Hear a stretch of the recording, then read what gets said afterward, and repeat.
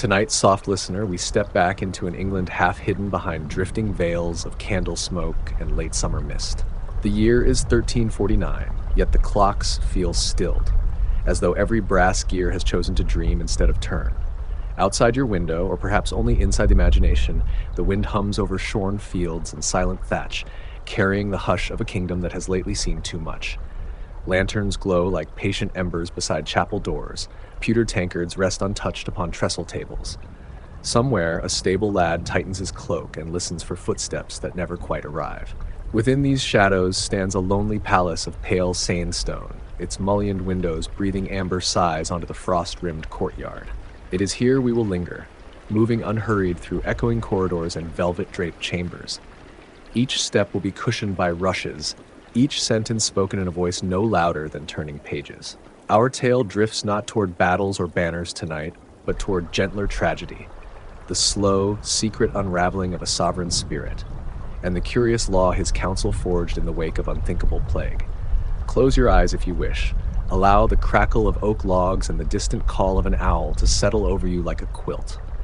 We will speak of fields left empty, of coins struck idle, of a law that tried to hold time itself in place by binding wages to yesterday's worth. And while parchment sealed with wax may seem cold beside warm flesh and flickering breath, you will see how legislation can intertwine with a single beating heart, how a king, frayed by grief and haunted by fevered visions, might clutch at statutes the way a drowning sailor clutches at a floating shard of mast. So breathe slowly with me. Let candlelight paint thin gold lines across the dark. In that hush, we shall find a monarch named Edward. Not the vigorous knight whose victories at Crécy once sang through Europe, but a later Edward, warier, dimmed, and nursing a malady few physicians dared to name. We will watch him wake before dawn, whisper to unseen presences in the throne room rafters, and finally, in the softest hush of all, see him join the long procession of kings whose stories have faded into the lullaby of history. And when at last our voices trail into silence, may your own thoughts drift down among the rush-strewn floors, to rest where the glow of one small taper still flickers against ancient stone. England, in the middle months of 1349, felt less like a country than a ghostly afterimage of one. The Black Death had rolled across the land for nearly 2 years, leaving emptiness in market squares and wildflowers in the furrows where plow blades used to gleam. Villages vanished like chalk drawings washed by rain. Bells tolled so often that metal tongues cracked, and sextons stuffed clappers with wool to dull the sound. Yet midsummer arrived all the same. Wheat blushed gold beneath a sky the color of pewter. Larks still spiraled above hedgerows. The Thames folded itself around green islets with its usual patient murmur.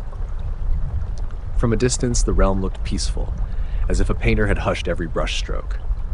Up close, however, one saw the subtle wrongness. Too many doors barred from within, too many sheep wandering unshorn, too few voices in the alehouses at dusk. Against this muted backdrop rose Windsor's towers, ivory walls netted in ivy, arrow loops dark as half-closed eyes. Inside, the royal household moved like actors trapped in slow rehearsal. Heralds walking measured circles, clerks dipping quills that dripped sorrow instead of ink, pages carrying messages no one wished to read.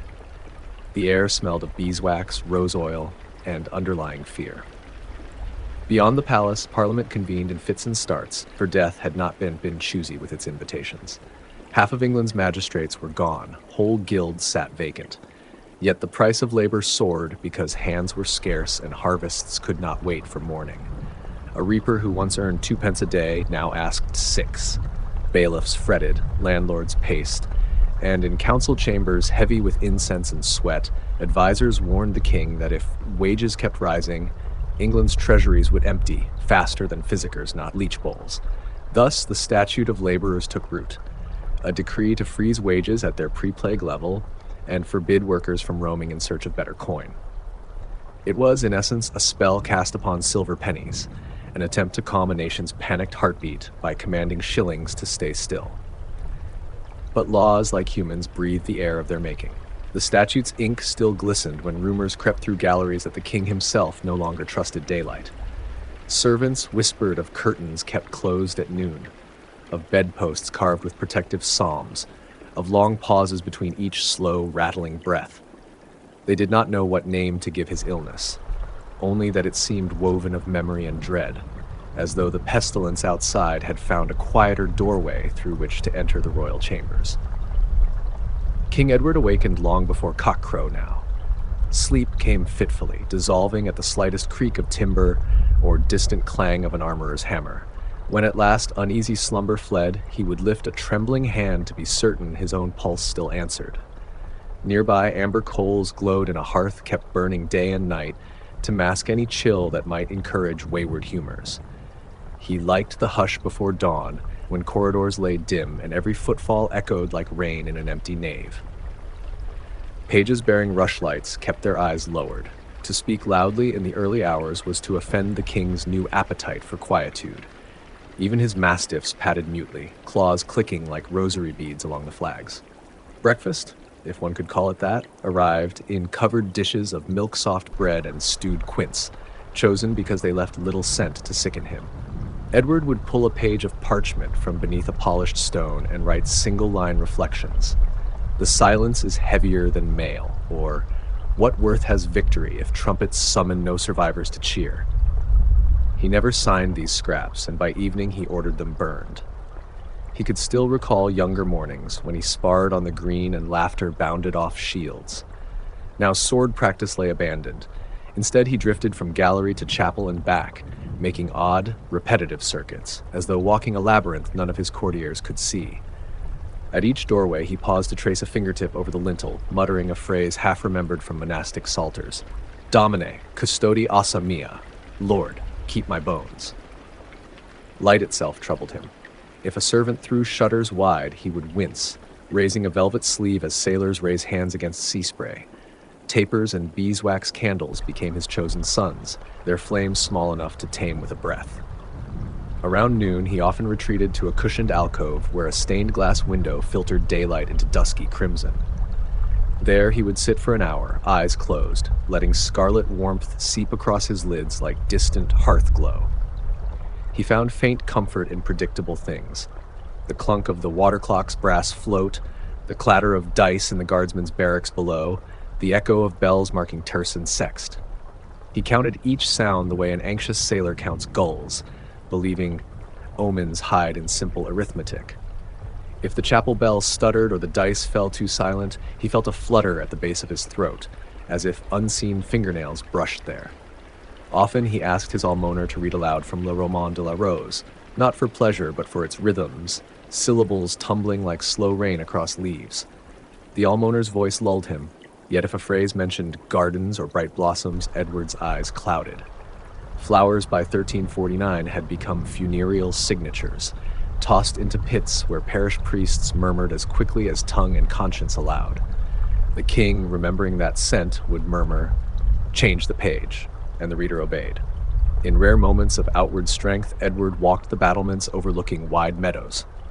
He rested gloved palms upon cold crenellations and stared at smoke curling from far-off manors, counting each plume as proof someone, somewhere, still brewed ale or mended harness. But the wind was unkind, sounding too much like feverish sighs, so he seldom lingered. Perhaps the most curious of his new habits was a fear of mirrors. Polished silver once delighted him. He had been proud of the sharp line of his jaw, of hair sun-touched by long campaigns in France. Now he ordered reflective surfaces draped in wool. When a valet once forgot and angled a basin's bright interior toward him, Edward recoiled, insisting he saw not his own face, but a stranger's gaunt mask, skin mottled as if washed in moonlight. The basin was dented that very hour by a smith's hammer and exiled to the scullery. So the days folded into one another, patterned like a woven cloth repeating muted colors. Parchment burnt at dusk, whispered litanies against bone-chill shutters half-closed against sun. And in the hush between each ticking moment, the statute's slow-drying ink awaited the seal that only Edward's trembling hand could give. It began, they said, with a sigh too long to belong to waking life. In mid-sentence during council, Edward's voice would falter, his gaze slipping sideways as though following something drifting just beyond mortal sight. He spoke of echoes, of a second heartbeat inside his skull. Physicians pressed thin reeds of glass against his temples, searching for fevers, but the flesh there felt cooler than candle wax. Soon he complained of whispers at the margin of sound, voices slithering along the edges of conversation. At first, he thought them scraps of gossip, but when he turned, he found only Ara's embroidery swaying in a draught. He asked his confessor whether angels ever murmured warnings too soft for average ears. The priest answered with hopeful theology, but Edward seemed unconvinced. Night brought stranger visitations. The king described ringing bells with no clappers, dogs barking in empty courtyards, parchment rustling when windows were shut tight. He would leap from bed and pace until dawn, counting footsteps to verify stone beneath his boots was solid. Then arrived the mirrored fire, sudden surges of heat in his chest, as though a forge flared behind his ribs. Servants found him leaning against chill columns to steady the sensation. Sweat darkened the linen around his collar, yet his fingers felt icy. When physicians bled him, the basin of St. Luke's blue seal reflected crimson arcs that steamed in winter air. The hiss reminded Edward of the breath-plague victims surrendered at last, a sound he had heard too often in parish lanes. Visions crept into waking hours. One late afternoon, while scribes summarized grain levies, Edward stared at the long oak table and whispered, "They are lying beneath it." Asked who, he replied, "All who reaped and sowed. They are waiting for wages that never come." His counselors exchanged glances, but none dared contradict their king. Soon he refused fresh parchment, claiming that blank pages shone too white, like shrouds hanging in a row. Letters, once his comfort, now hurt his eyes. Ink trails resembled processionals of mourners. He allowed only wax tablets, whose dark surface mirrored no light. Still, he scratched the same sentence over and over, "Hold fast the silver, lest the dead return to claim it." No fever chart matched these symptoms. No herbal poultice calmed them. Some whispered melancholia pestilentialis, an affliction of the mind wrought by plague's dread. Others feared unquiet spirits clung to him after so many royal alms were given over mass graves. The most superstitious swore they glimpsed charcoal thumbprints across his sleeves, as though the dead reached from chimneys to brush against him. Edward's hearing grew hypersensitive. A quill dropped on parquet startled him like thunder. The click of a latch made him flinch. He ordered woolen tapestries hung along corridors, not for decoration but to muffle echoes. Even so, he would pause mid-stride, pressing hands against the woven unicorns, listening for rustle and breath on the other side. That side was always empty. Most troubling were nights he spent awake in the Queen's oratory, a chamber Philippa once favored for matins. Witnesses reported the king standing motionless before an iron crucifix, head tilted as though deciphering wind-borne news. Hours later, he would emerge, face slack, murmuring, "The harvest is hollow." None dared ask what message he believed he heard between the distant tolls of the funeral bell. Physicians arrived from Oxford, Paris, even distant Salerno, bearing satchels fragrant with myrrh, aloes, and powders of ground sapphire. They tested his pulse with ivory wheels, tasted his tears for salinity, and placed live crickets in jade bowls to measure the pitch of his breath. Some declared an imbalance of black bile, others blamed miasma rising from the Thames. Each offered cure rites. Lark-tongue syrup, music played on psaltery strings tuned to planetary harmonies, like prayers recited whilst walking counter-sunwise around his bedstead. Meanwhile, the nobles whispered. Earls meeting in marble vestibules spoke of a king orbiting thoughts no mortal should chase. They feared the statute would languish unsigned, and without it, manors might crumble for lack of serfs willing to reap. Envoys from Flanders, sensing weakness, proposed new wool tariffs. Ambassadors sniffed the air as though expecting to smell ruin. Servants, too, felt unease. Maids noticed the king no longer tolerated rosemary sprigs burned to mask plague odors. The smoke curled into shapes he claimed resembled bone hands. Grooms removed metal spurs from courtyard hooks, for their jangling drove him to trembling stillness. Even the palace hounds, once permitted to sprawl beside the throne, were kenneled each dusk lest a sudden bark unravel his composure. Clerics launched vigils. In St. George's Chapel, a procession wound thrice around the nave, chanting the Psalm of David's Lament while holding candles bound with black ribbon. A single choir boy, voice unbroken, intoned a petition for the king's mind. Dae quietudinem Domine. Grant him quietness, O Lord. Some said the taper smoke coiled upward into an outline of a crown before dissipating. Still, nothing changed. Counselors pressed the unfinished parchment of the statute into Edward's hands, but his eyes skittered across the Latin clauses as though each letter were a spider. On one anxious afternoon, Chancellor Bataille suggested leaving ink pots uncorked so the scent might persuade the king to write. Edward collapsed instead, declaring the smell too like churchyards after rain. He was carried to his chambers, where he lay staring at the rafters until twilight, lips moving in prayer or perhaps negotiation with unseen petitioners. In hushed corners, rumors festered. Was the king bewitched? Had plague turned to phantoms within his blood? Some recalled his mother's long exile and muttered about inherited shadows. Others blamed overmeddling with astrology, for Edward once consulted the star master John of Eschenden before sailing to Calais. It was whispered that planetary spheres now hummed dirges in his ears. Yet a few remained loyal and hopeful. Queen Philippa, herself pale from sleepless nights, ordered swan-down cushions placed in every chair he frequented. She instructed minstrels to tune lutes 2 tones lower, that their chords might lull rather than rouse, and she sent for Brother Anselm, a monk famed for gentle discourse. The brother spoke not of politics or sin, but of the slow breathing of trees, of rivers that forgot each flood, of stars that would burn long after men ceased naming them. Sometimes, as Anselm's voice rustled through the dim, the king's shoulders seemed to loosen like armor straps at last untied. But relief evaporated when dawn scraped pale light across the shutters. Winter crept back early, and with it came heavier silences. The king forbade trumpeters from practicing before matins. Even the castle's ravencote was relocated beyond the outer bailey so croaks would not claw at his dreams. He ordered fresh rushes laid nightly, laced with valerian, hoping the herb's quiet scent might sow calm through the floorboards. Yet solace slipped further away.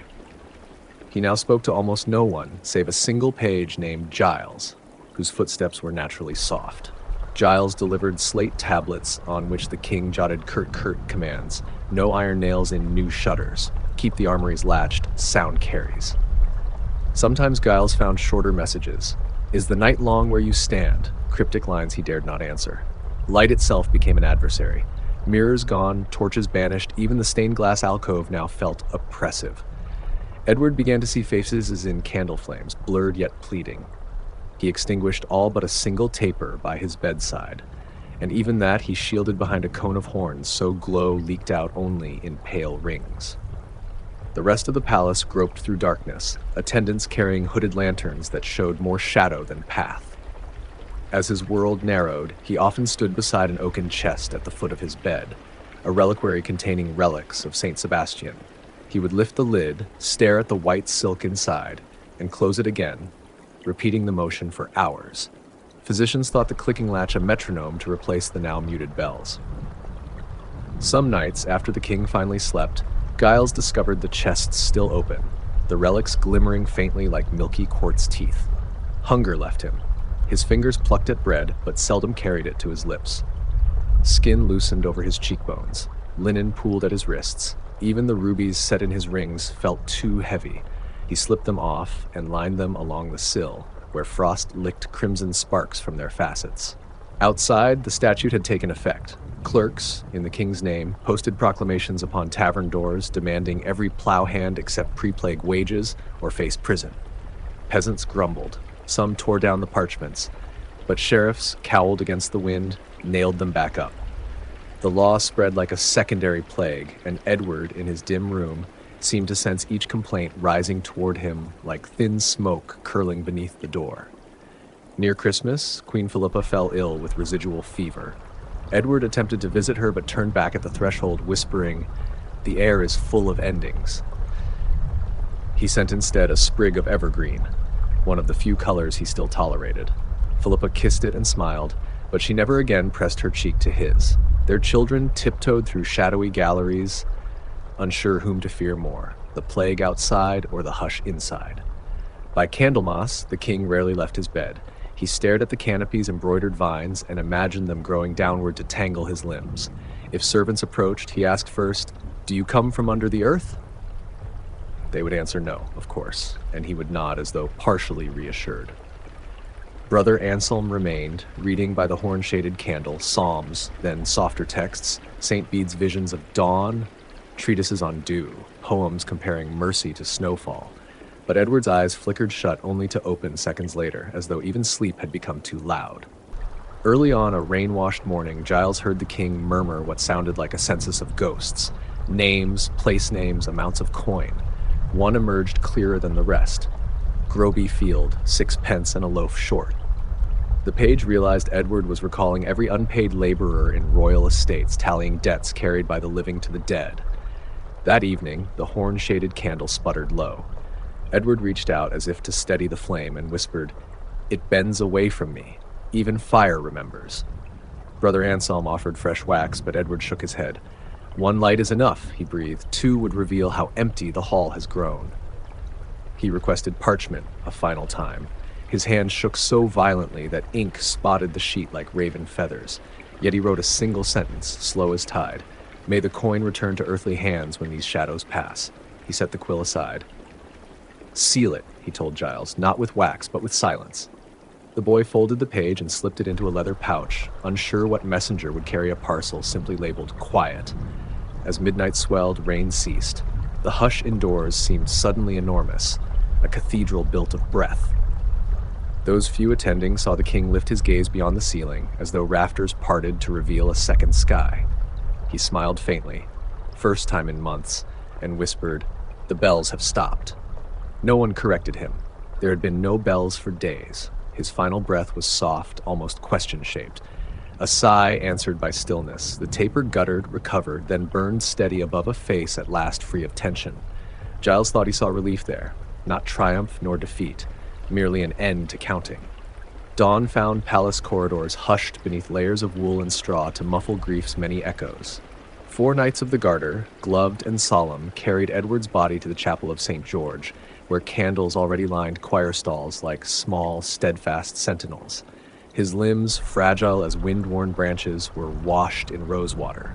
Physicians noted faint bruises where no injury lay, perhaps the lingering fingerprints of imagined specters.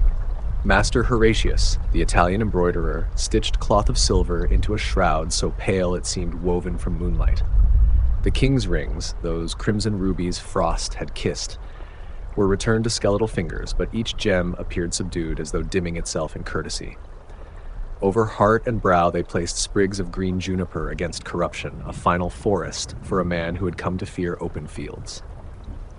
The bier lay beneath an arch whose keystone bore the statute Edward signed only weeks before.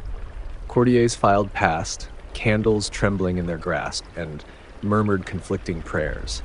For the king's soul, for the statute's survival, for peasants to forget how high wages once climbed. Outside, rumors already blossomed. Some swore Edward had been consumed by invisible plague spirits because he meddled with wages owed the dead. Others insisted he had glimpsed too deeply into the realm of angels and lost his mind to their burning song. The funeral cortege wound through London's streets, still dotted with plague pits crusted in lime. Mourners moved in near silence, save for the slow crush of straw beneath hoof and heel. Citizens crossed themselves but did not cheer. Grief had grown private these past 2 years. At St. Paul's, bishops intoned the Office of the Dead, voices echoing beneath a vault faintly sketched with candle soot. One cantor mispitched a lament by a single trembling semitone. The sound hung in the air like a cobweb catching dew, then faded. Burial took place at night, by Edward's wish. He feared daylight would reveal how small a hole suffices for a king. Torches circled the crypt in a ring of dull gold. When the last prayer faded, masons slid the stone lid shut on its lid casket. The thud was soft, yet seemed to ripple outward through flagstones along the Thames across unplowed fields, until peasants waking in half-collapsed cottages felt, for reasons they could not name, a sudden chill. In the weeks following, the statute held, for no one dared untie the late king's final knot. Sheriffs arrested wandering laborers, judges levied fines. But markets still hummed in subdued revolt. In alehouses, travelers whispered that the king had tried to bargain with famine itself, and famine does not sign charters. They told stories of his horn-shaded candle and of coins clinking by themselves in locked chests. Whenever a reaper collapsed from exhaustion, neighbors glanced at one another and muttered, "The wage is cursed silver." Yet memory, like wax, cools and cracks. By Lent, Edward's tale began to slide into legend.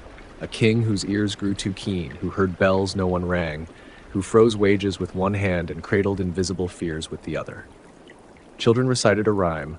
Ring the bell at dead of night, silver stays and labor light. Break the law, the whispers call, the candle burns to ash and pall. Soon even that verse was more lullaby than warning. Fields would green again, wage laws would bend and snap, new sovereigns would rise and fade. But somewhere behind monastery walls sat a sealed leather pouch containing a single quiet sentence, unopened, unread, promising coin might yet return to living palms when shadows passed. And so, gentle dreamer, our candle gutters low. Imagine, if you will, the crypt beneath St. Paul's, cool as forgotten well water, where one king lies wrapped in silver hush. Above him, London's stones warm slowly under a hesitant sun. Beyond the walls, larks stitch soft loops of song over furrows already stirring with spring. The Statute of Labourers, ink now dulled to brown, rests in treasury chests, its letters sleepy with dust. Some clauses will endure, some will wither, yet the earth keeps turning, unclasped by statutes and unswayed by crowns. What lingers is quieter, the echo of a monarch counting footfalls in a corridor, the dim glow of a horn-shielded taper, the way a law meant to freeze silver could not still a restless mind. Perhaps, long after we ourselves are shadows, someone will unfasten that leather pouch, read his final plea, and smile at the modesty of a wish so human. May the coin return to earthly hands. Let your own hands unclench now. Feel the rhythm of breath float steadier like a barge drifting down a darkened river. Picture wheat swaying beside half-mended cottages. Picture candles flickering behind leaded glass. Picture bells hanging mute yet patient in their towers. All is still and stillness is kind. Close your eyes if they have not closed already. The palace hall has emptied. Tapestries no longer rustle. The last echo of hurried footsteps fades into stone. Overhead, night spreads an ink so deep no quill could scratch through it. Somewhere, far beyond hearing, a choir boy completes the final note of a psalm, and silence folds around the sound like down around a sleeping bird. Rest, then. Let the hush of 1349 settle over you like falling ash, soft and inevitable. In that hush, kings and laws and whispered wages drift away until only a faint, steady glow remains, the quiet promise that morning, unbidden, will come. But for now, in this gentle dark, the story grows still and the castle grows quiet once again. Good night.